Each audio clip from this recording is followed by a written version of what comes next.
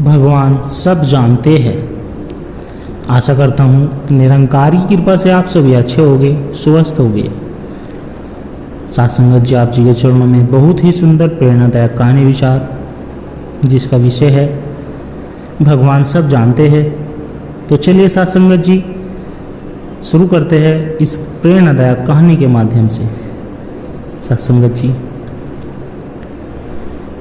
आज हम आपको एक ऐसी सच्ची और प्रेरणादायक कहानी सुनाने जा रहे हैं जो आपके दिल को छू जाएगी। आज हमारे साथ श्रीमान अद्वैत शर्मा जी, जिनकी जिंदगी एक छोटे से गांव से शुरू होकर आज एक ऊंचाई पर पहुंची है, लेकिन इस यात्रा में एक ऐसा मोड़ आया जिसने उनकी आत्मा को झकझोर दिया। आइए सुनते हैं उनकी जुबानी।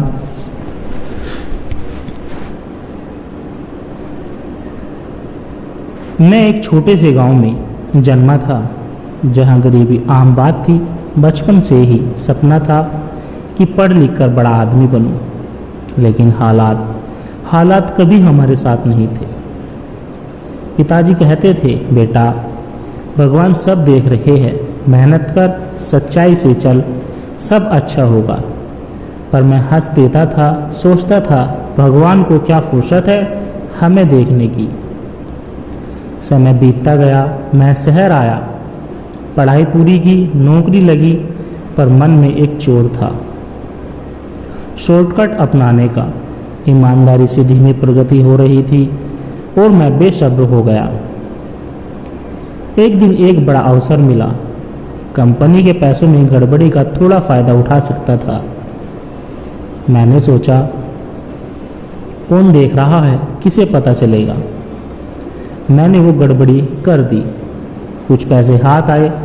पहली बार अपराध बोध नहीं हुआ, सब सामान्य था। पर एक रात एक सपना आया। मैं एक अंधेरी सुरंग में जा रहा था और सामने एक ज्योति प्रकट हुई। एक आवाज़ आई, तू किससे छिपा रहा है? जिससे तू सबसे छिपाता है वह तुझे जानता है। मैं घबरा गया, आंखें खुली, पसीने से भीगा हुआ था। पसीने से भीगा हुआ था। अगले दिन ऑफिस में बुलावा आया, सीबीआई जांच। मैं हिल गया, पर जब रिपोर्ट आई तो पता चला कोई सबूत नहीं मिला था। मैं बच गया, पर उस रात की आवाज़ ने मुझे बदल दिया था। भगवान सब जानते हैं, खुद को धोखा देना सबसे बड़ा अपराध है। मैंने उसी दिन से प्रण लिया, अब जीवन में कोई छल, कोई पाखंड नहीं, चाहे भूखा रहना पड़े, पर ईमानदारी नहीं छोड़ूंगा। धीरे धीरे भगवान ने रास्ते खोलना शुरू किए। एक छोटी फार्म खोली, मुश्किल आई, लोग बोले धंधा नहीं चलेगा, पर मैंने निष्ठा नहीं छोड़ी। आज वही फार्म देखकर देश भर में काम कर रही है। मेरा नाम है, सम्मान के साथ पैसा मिल गया, सम्मान मिल गया, आत्मा, सुकून, अनमोल सब कुछ मिल गया। तो दोस्तों, आपने देखा भगवान हमारी हर भावना, हर सोच, हर कर्म को जानते हैं। हम किसी को धोखा दे सकते हैं, खुद को भी, पर उसे नहीं।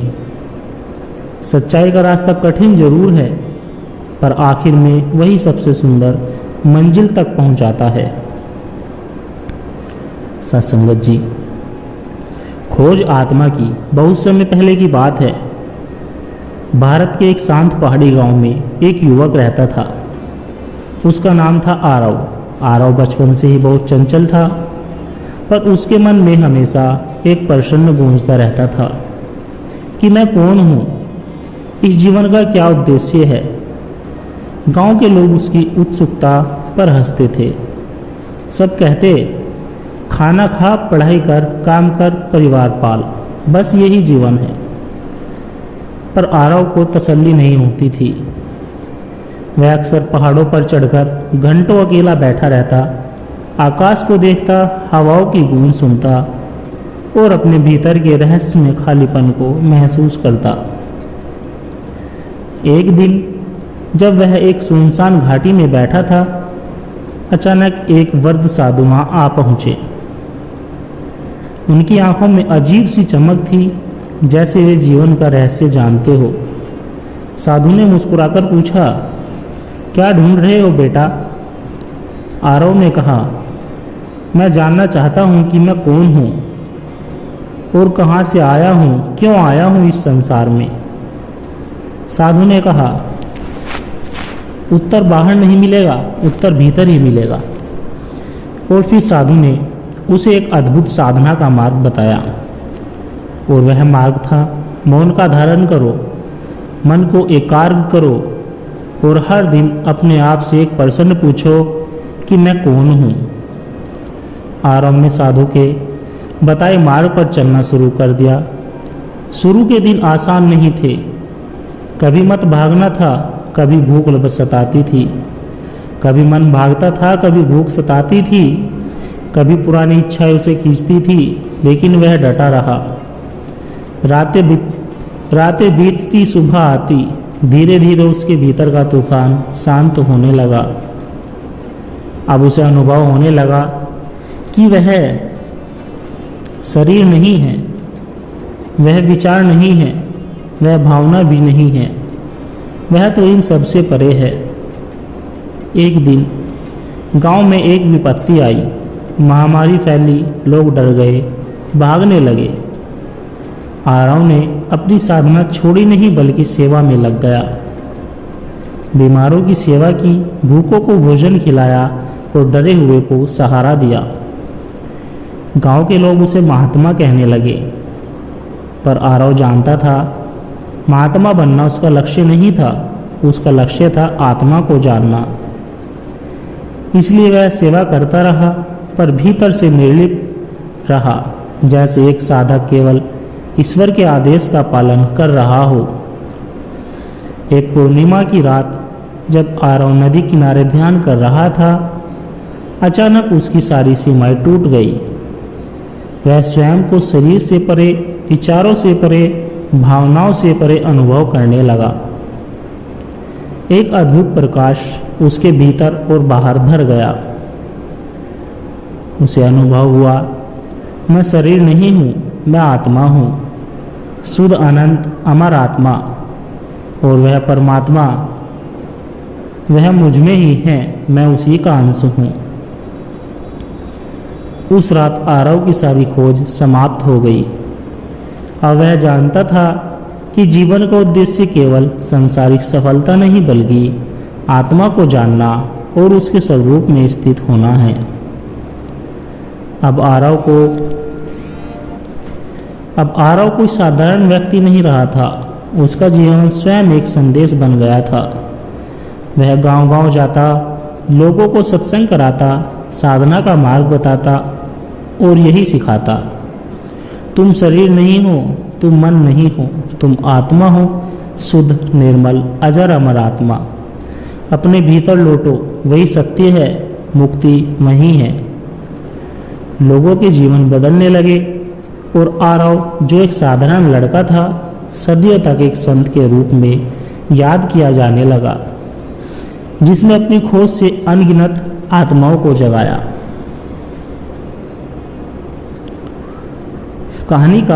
इस कहानी का मूल संदेश यही था कि आत्मा को जानना ही असली उद्देश्य है। सेवा भाव, सच्ची साधना और ईश्वर पर भरोसा इस राह के साथी है। बाहर सुख खोजने की बजाय भीतर सुख पाना ही मुक्ति है। सत्संगत जी, भगवान सब जानते हैं, आत्मा की पुकार। कभी सोचा है कि जब हम अकेले होते हैं अंधेरे में और सोचते हैं कि कोई नहीं देख रहा, तब भी कोई देख रहा होता है। कभी महसूस किया है कि हमारे दिल की सबसे गहरी भावनाएं, सब में छुपी हुई बातें कोई बिना कहे जानता है। हाँ, वही जानता है, क्योंकि वह भगवान है। वह सब जानता है, सब देखता है और प्रेम करता है बिना शर्त के। आज मैं आपको एक ऐसी कहानी सुनाने जा रहा हूँ जो यह सिद्ध कर देगी कि कर्म गवाह है और भगवान साक्षी है। बहुत समय पहले की बात है। राजस्थान के एक छोटे से गांव आंचलपुर में एक साधारण किसान रहता था जिसका नाम धरणीधर था। धरणीधर ईमानदार था, मेहनती था, पर जीवन की कठोरताओं से थक चुका था। सूखा, गरीबी और दूसरों की अपेक्षा ने उसे भीतर तक तोड़ दिया था। उसने सोचा, क्या भगवान वाकई है? अगर होते तो मेरा हाल ऐसा क्यों होता? धीरे धीरे वह भगवान से दूर होता गया। अब वह सिर्फ काम करता, जीता और भीतर से मरता जा रहा था। एक रात गांव में भारी बारिश हुई। पास के जमींदार का गोदाम खुला रह गया। हजारों रुपए के गल्ले भी भीग रहे थे। धरीधर के मन में विचार आया, अगर मैं थोड़ा अनाज ले लूं तो कौन जानेगा, किसे पता चलेगा। उसने चारों तरफ देखा, कोई नहीं था। पर उसने यह नहीं देखा कि आकाश में तारे चुपचाप उसे देख रहे थे। हवा उसकी सांसों की थरथराहट सुन रही थी और भगवान तो हर पल उसके साथ ही थे। धरीधर ने चोरी नहीं की, उसके हाथ कांपा और वह खाली हाथ लौट आया। कुछ दिन बाद गांव में अकाल पड़ा, लोग भूखे मरने लगे। उसी समय जमींदार ने घोषणा की कि मैं एक नए नजर की तलाश में हूं। ईमानदार, निष्ठावान व्यक्ति चाहिए। बहुत लोग आए, पर सबकी नियत पर शक हुआ। जब धरीधर का नंबर आया तो जमींदार ने चुपचाप उसे गांव में पूछताछ करवाई। गांव के कुछ बुजुर्गों ने कहा, जब सबके पास मौका था चोरी करने का, तब भी धरीधर ने नहीं किया। उसका दिल साफ है। बस भगवान ने साक्षी दी थी, धरीधर को नौकरी मिल गई। वह धीरे धीरे गांव के सबसे सम्मानित लोगों में गिना जाने लगा। धरीधर अब समर्थ हो गया था, पर उसका अहंकार भी बढ़ने लग गया था। एक दिन उसने किसी गरीब किसान पर झूठा आरोप लगाकर उसकी जमीन छीन ली। रात को उसे सपना आया। एक बूढ़ा साधु उसके पास आया और बोला, धरीधर, जब तू भूखा था तब भगवान तेरी सच्चाई पर प्रसन्न थे। अब जब तुझे शक्ति मिली है, तू भूल गया है कि सब कुछ भगवान देख रहे हैं। मत भूलो, भगवान न केवल तुम्हारी गरीबी देखता है, बल्कि तुम्हारा अभिमान भी देखता है। धरीधर की नींद खुली, वह कांप उठा। उसे अपनी गलती का गहरा एहसास हुआ। अगली सुबह वह गरीब किसान के घर गया, उससे माफी मांगी और उसकी जमीन लौटा दी। एक दिन धरीधर अकेले नदी किनारे बैठा था। वह रो रहा था, भगवान, मैंने तो तुझे भुला दिया था, फिर भी तूने मुझे क्यों संभाला? और तभी उसके भीतर से आवाज आई, मैं हर दिल के भीतर हूं, मैं हर भावना जानता हूं। तुम जब टूटे थे मैं था, जब चूके थे तब भी मैं था, जब संभले तब भी मैं था। मैं जानता हूं तुम्हारा हर विचार, हर पीड़ा, हर प्रार्थना, चाहे वह बोली गई हो या ना बोली गई हो। धरीधर की आंखों से आंसू बहने लगे। वह जान गया, भगवान सब जानते हैं। इसलिए जीवन में सच्चाई, दया और विनम्रता से जीना ही सच्चा धर्म है। उस दिन से वह एक साधक बन गया। वह गांव में सत्संग कराता, लोगों को सच्चाई का रास्ता सिखाता और खुद एक उदाहरण बन गया। जीवन में हम सोचते हैं कि कोई देख नहीं रहा है, पर जो अदृश्य है वही सबसे बड़ा साक्षी है। भगवान हमारी हर भावना, हर कर्म, हर सोच को जानता है।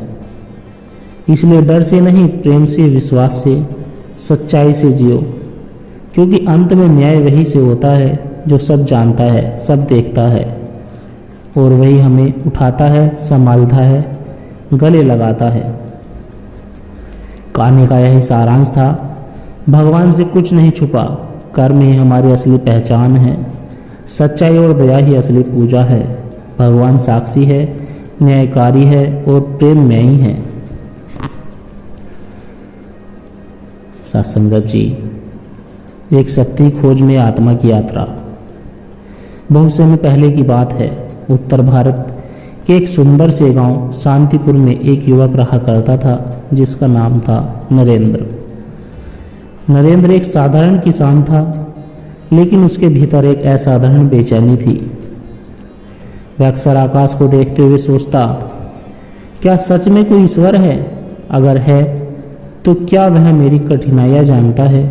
क्या वह देखता है कि मैं कितना संघर्ष कर रहा हूं? समय बीत गया। नरेंद्र दिन रात मेहनत करता रहा, फिर भी जीवन में सुख नहीं आया। कभी खेती बर्बाद हो जाती, कभी बीमारी आ घेरती। लोग कहते हैं ईश्वर है, वह सब जानता है, धैर्य रखो। लेकिन नरेंद्र के मन में संदेह गहराता गया। वह सोचता, अगर भगवान सब जानते हैं तो मेरा दर्द क्यों नहीं देख रहे हैं? एक दिन गांव में एक साधु आए। साधु का तेज ऐसा था कि लोग उन्हें देखकर ही श्रद्धा से झुक जाते थे।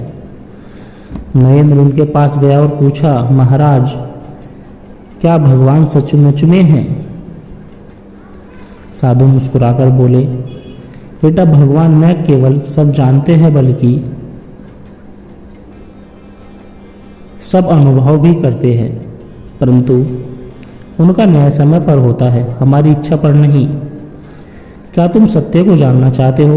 नरेंद्र ने सिर झुका दिया और कहा, हाँ। साधु ने कहा, तो तुम 3 परीक्षाओं से गुजरना होगा। साधु ने नरेंद्र को एक काम दिया, गांव के अमीर सेठ का नौकर बनो। सेठ बहुत चालाक था और निर्दयी था। वह हर दिन नरेंद्र से झूठ बुलवाने की कोशिश करता कि ग्राहक से अधिक पैसे वसूलो, कि अनाज में मिलावट करो। पर नरेंद्र ने अपने भीतर ठान लिया था, चाहे कुछ भी हो जाए, मैं झूठ नहीं बोलूंगा।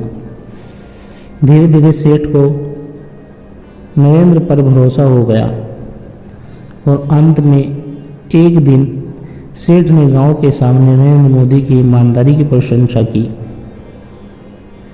नरेंद्र को अच्छा वेतन और सम्मान मिलने लगा। फिर साधु ने उसे दूसरा कार्य दिया, गांव के बीमारों और वृद्धों की सेवा करो, बिना यह सोचे कि बदले में क्या मिलेगा। नरेंद्र ने पूरी श्रद्धा से सेवा की। कभी किसी को दवाई दी, कभी खाना खिलाया, कभी रात भर किसी बीमार की देखभाल की। कई बार उसे अपमान भी सहना पड़ा।